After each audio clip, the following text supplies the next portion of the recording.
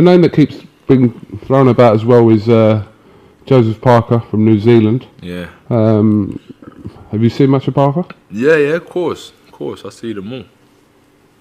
What do you think about that fight? If he wants it, he can come fight me. No problem. I've known about Parker since probably about 2009 because when I was coming up the amateurs, he was an amateur member. We're at the same level as pros, so I used to watch him as an amateur, just trying to study who I'll be fighting. But he went pro early. Styles make fights, innit? He's knocking out guys over in New Zealand. I'm knocking out guys in the UK. We come together, and someone's gonna get knocked out. That's just two heavy-handed, fast, young prospects coming through the division, and I think sooner or later the heavyweight division, the cream always rises to the top. It's a bit unbalanced at the minute. You know, we've got champions here, ex-champions.